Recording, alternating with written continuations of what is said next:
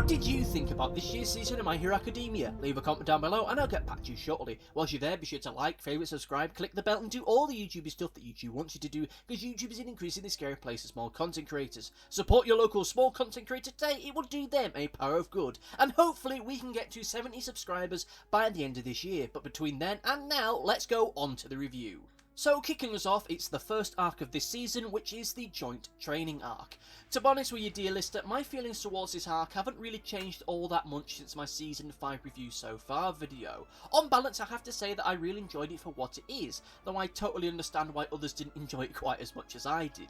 It was a palette cleanser of an arc, somewhat lighter and brighter to clear the decks emotionally for stuff that would end up coming down the road further ahead. As such, the arc itself was fairly light, innocuous, and not really something that pushed the story quite as much as other people may have liked to do. It was very much like the remedial arc from last season, which was put between two heavier arcs just to give us some time to just let things settle down, for us to not let any of the emotions that we're going to be having get overpowered by one or the other, and just let us take a moment to just focus for some of the stuff that would be coming further down the road with the Gentle Criminal and the Endeavour stuff from last season. That's not to say that this arc was itself wholly without substance. It was an arc which introduced the idea of Deku's quirk having more quirks stored within it, which you'll be able to call upon as this season and this whole series progresses forward. In a broader sense, this arc was about reintroducing our wider cast, our ensemble, many of whom we've not seen in quite some time, some of which we've not really seen that much since last season, and in some cases we've not really seen much of them at all since possibly season 2 or even season 3. Characters like Momo, who it felt as though she was going to have this big character arc at one point, just didn't. Her arc, like many other characters, just seemed to be put on pause once we dealt with stuff from last season with Overhaul and all that kind of malarkey. And now we started to get that stuff brought back again, started to get more progression in it, and I have to say that I did enjoy the smaller character moments that we had, particularly the exploration and the expansion of Class 2 to actually learn a little bit more about them and what makes them tick. This was an arc which ultimately was designed to help build the emotional stakes so that when things inevitably do start to hit the fan in a few seasons' time, we're a lot more emotionally invested than we might would have been rather. However, that's not to say that I feel as though this arc was perfect, as I do feel it was a little bit rushed towards the end of it, with some characters not really getting anywhere near as much screen time as I really felt they should have done, with some character moments feeling like something you could build an entire episode around just being a little slight aside. Maybe an extra episode or two would have eased that, but at the same time, there is a part of me that's thinking whether or not this season ran on a little bit too long, or rather this arc ran a little bit too long. But as a whole entity, I have to say that I did enjoy the joint training arc for what it was. Again, it ticked a lot of the boxes for things that I like. I liked the wider ensemble cast of this program, I liked a lot of the superhero action stuff, and whilst it didn't push the overall story, it had a lot going for it which I really did enjoy. So it gets a thumbs up from me. Alright, so the next two arcs kind of started around the same time as one another. So we're just going to talk about the one which finished the earliest first, and then move on as we progress forward. So we're going to start off talking about the Endeavour Agency arc. Now, if I'm going to be frank with you, dear listener, I have to say that pound for pound, this was probably my favourite arc of this season. It had a great, powerful emotive core within it. It had a clear direction for its actions, and it didn't act as though the problems between Endeavour and his family were magically going to be fixed the moment this arc was over. That's not to say that the other arcs this season have not been good and they haven't had quality to them. I feel that this arc was a whole other level and was dealing with a whole other form of drama here. The drama within this arc was something that was a lot more tangible and something that felt a lot more grounded compared to a lot of the other stuff that we have in this show. Sure, this story is still set in a world of superheroes and superhero action, but the issues that Todoroki and his family are facing do not feel that far removed from what you'd expect to see in the real world. This is a story about an abusive father who has become largely estranged from his family, trying to make amends and become the person that he always aspired to be a hero not just to the wider world but to his family also. Other shows, quite frankly, would have just treated Endeavour as being wholly irredeemable or just cast him aside as though he was. I'm getting visions at this moment back to the show Class, which I have covered on this channel before, where they had one of the father characters being presented as irredeemable and awful and nasty, when there wasn't really anything about his character that really said that, and he didn't really do anything that was abusive. They just threw him aside because family drama, I suppose, and this show could have done that. Alternatively, this show could have just quite happily waved away the bad things that he's done in the past because Endeavor's such a super cool, awesome superhero guy. Yeah, he can punch the bad guys really cool and he's super cool and badass, man. But My Hero Academia doesn't do that. It frankly states that there's going to be a long journey ahead of him for not just him but his family. A journey that he himself might not complete. He may never truly make amends with his family, but maybe he'll at least be on speaking terms with them. But regardless how long this journey will be and how difficult it will be, it's one that he and his family need to go down. This is an arc which is dark, but not dark in the way the My Villain Academia stuff is. It's mature in a way which doesn't change the dynamic of this show in a radically uncomfortable way. And it's believable in a way which, like I said, it just feels grounded. And even beyond the substance of this arc, it was just told in a very efficient way. We were told everything that we needed to be told about these characters and where they are in their life in this moment, in this arc, without there being any feeling of it being too long or too short.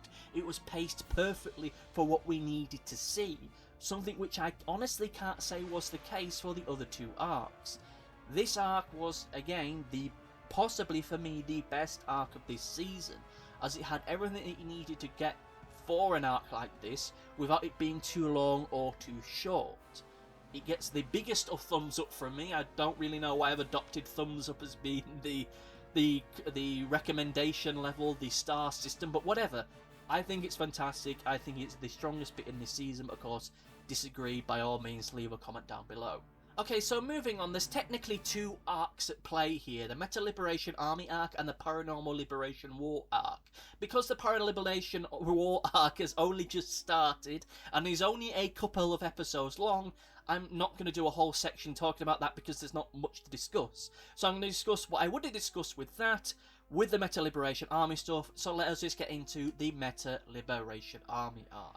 So going back to my season so far review, you'll know that I wasn't terribly pleased with the direction that the Meta Liberation arc was going. Not because it wasn't doing one thing or another from the manga, it's just that I felt that it was just spending a lot of its time just parping about, loitering, just kicking its heels and not really doing much. It was just wandering about, being overly coy as to who these villains are and what they're about and what their end goal is going to be. It was just a wealth of enigmatic and shadowy looks with not much to really give much substance to what was going on, or to give much of a justification as to why these characters were looking so mysterious and dark. Sure, it was worth it in the end, by God, it was worth it in the end. But many of my issues, quite honestly, could have been dealt with a character just simply in the background saying, "Yes, everything is going according to plan." Which technically we got, but that was only in a promo episode for the upcoming movie. We didn't really have any moment like that where we just got an idea of some form of momentum being built. And to be blunt with you, possibly blunt in a way which many people might not like, I don't think this arc really got going until it became My Villain Academia. Hell, the viewing figures for this channel kind of prove that, and I know that's an anecdotal point, but you know, the moment we started to talk about My Villain Academia, you know, things really picked up. And up until that point, there wasn't really much of a muchness.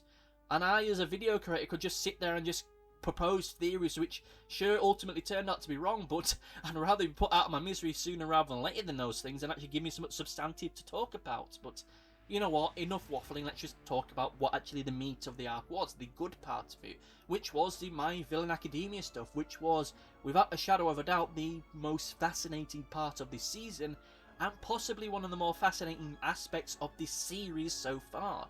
It showed us a dark and unforgiving vision of our villains in a way that showed them in a new light, an uncomfortable light. It helped us to understand them more, but didn't try to humanize them too much. There were many moments in this arc which just felt nightmarish in the best way possible. We had Toga's backstory, Tomura's backstory, both of these things that just felt horrific to watch, just filled with bloody, horrific and difficult imagery. Tomura's stuff especially was just heart-wrenchingly tragic to see. As I said in my review when it came around, that you could see things going in a different direction and sadly they didn't. You also had more about Twice's backstory, which whilst we've seen more of that in previous episodes, this episode went to show it further, and as was stated by a commenter in one of our past videos, it just goes to show just how cruel the My Hero Academia world can be for people like him. You know, it just showed this whole world in a whole new light, which I can really respect. I can respect the fact that it isn't trying to sanitize and show this world as being too perfect or too nice. It really added a hell of a lot of depth to the show and to this season, when this season especially was starting to feel as though it needed it. Of course, there were issues for it. As previously stated, I felt as though it took a little bit too long to get going, and I feel that in general it just wasn't terribly well structured. A great example of that would be Redestro's speeches in the heat of battle, which for my money felt as though they took way too much from what we were seeing in those moments. At that time we needed to understand what his power was and maybe a little bit about what motivated him, but they were these big, long-winded speeches that didn't feel as though they really did much to enhance him or his organisation's origin. And it's all stuff that I feel could have been done in a different light, rather than just throwing it into the middle of a fight sequence. And that whole fight sequence between him and Tomura, it started to feel a little bit too Dragon Ball for my liking. As much as I do in like Dragon Ball, it was just this fight which felt as it was going a little bit too far in that direction. Especially the moment when Redestro started to charge up energy moves and started throwing them about. I understand why the fight itself got so climactic and so spectacular, as it was designed to show how powerful Tomura's growth had become, to act as a yardstick to show just what a threat he had become, but there was just a part of it where I was just sat there thinking to myself, oh Christ, this is just gonna go crazy now. We're gonna start seeing people flying about and throwing energy blasts left, right, and centre, aren't we? Oh, good gravy. But however, as a whole entity, this whole arc as itself, whilst there was a lot of fluff in the beginning of it, I have to say that the moment the villains became the focus, it truly came alive. I feel that, again, many of the issues with this arc, and to a degree the season as a whole, are just more structural in nature. As I alluded to earlier, the Endeavour arc and this one overlapped quite a bit, and they really didn't need to. In truth, maybe the Endeavour stuff should have just been on its own, then the Metal Liberation Army stuff should have been itself on its own. And I couldn't understand why they didn't do that, as it feels as though that might well have tested the patience of one too many people by that point. As by the time we would have gotten to the Metal Liberation Army stuff in that scenario, we'd have had 2 arcs without any kind of major threat within them.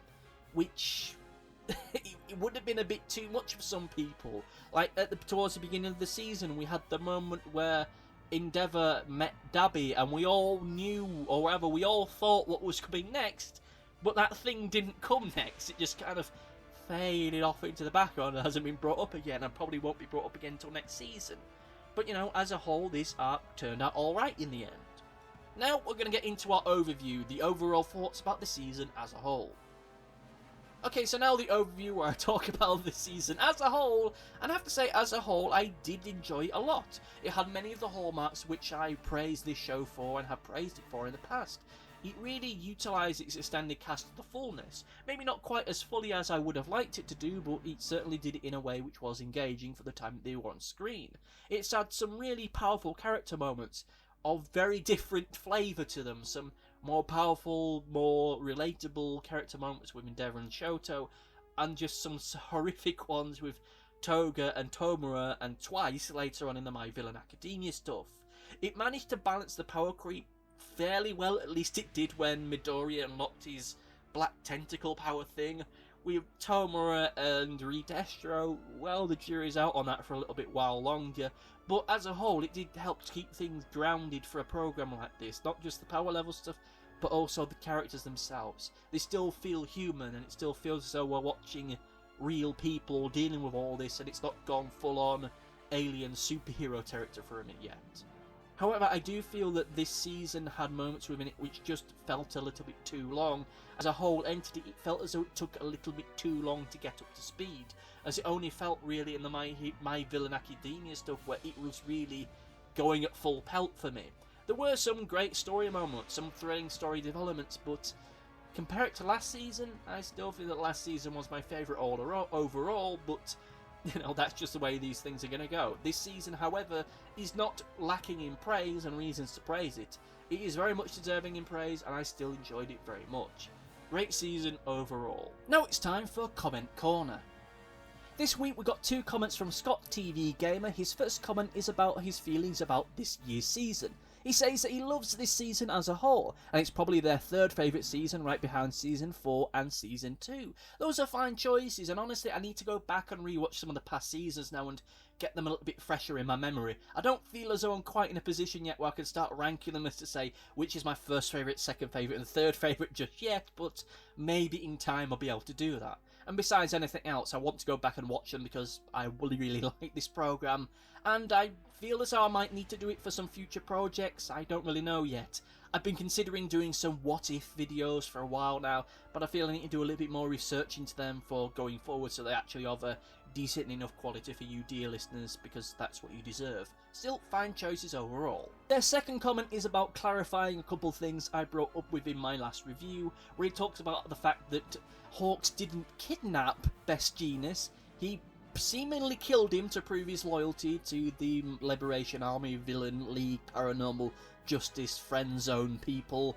And the moment I read that part of the comment, I was like, oh, right, well, suddenly that changes a lot of things. Things I'm not sure I'm going to speculate on just yet, because we'll probably leave that for when the next season comes, whenever that might be. And then we'll find out what happened to Gino, and we'll just move on and try and comprehend everything else.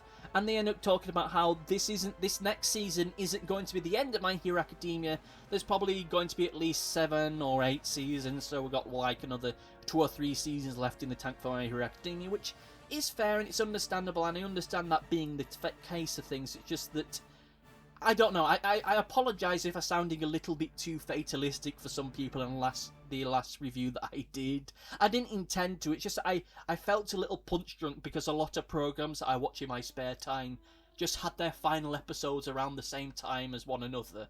I watch a lot of shows after the fact. So it was a case of one show has its final episode, another show has its final episode, another show has its final episode. So I'm just sat there with a very sparse viewing schedule now, with a lot of shows that I really enjoy just being gone forever now, with no sign of them ever coming back ever again, and a lot of the other shows I like which are still going, being pushed off into the background because of delays due to you-know-what. So, you know, I've been a little bit overprotective of the shows I've still got going, but, you know, that's just a whole other thing. I understand this show is going to keep going for a few years yet, and in all likelihood I can imagine there's going to be another show, My Hero Academia show, after this, either Vigilantes or some sequel series to this, but, you know, we'll see about that when we come to it. Anyway, so to just end us off right now, I just want to say a big thank you to everyone who's watched, commented, liked, subscribed to the channel, clicked the bell, and all that YouTubey stuff for the past 6 months of me doing these videos. It has really been an inspiring thing to see all the kindness and the support and all that niceness coming my way. It's been truly a powerful thing for me to see, and I hope that I continue to see that going forward now that we're entering into a quiet period with My Hero Academia. I'll still be doing weekly videos around My Hero Academia going forward. Next week I will be starting my playthrough of My Hero 1 Justice. I've got some other things in the pipeline that I may discuss as we go forward. I'm just trying to get a feel of what other things I can be doing now that the season's done with. And we don't really have much to discuss as far as the show itself is concerned, possibly for another year now. So we'll all cross that bridge together when we come to it, and I hope that you can all continue to support me through that time. Of course, if you're just going to check out now and just come back to us when the next season starts, I understand it perfectly. You know, that's just how things go. But for all of you sticking around, thank you all for doing so, and I'd encourage you to stick around to see where we're going with this. It's going to be an adventure, and an adventure that we'll all go on together. Thank you all so much for your support and your kindness over the past few months.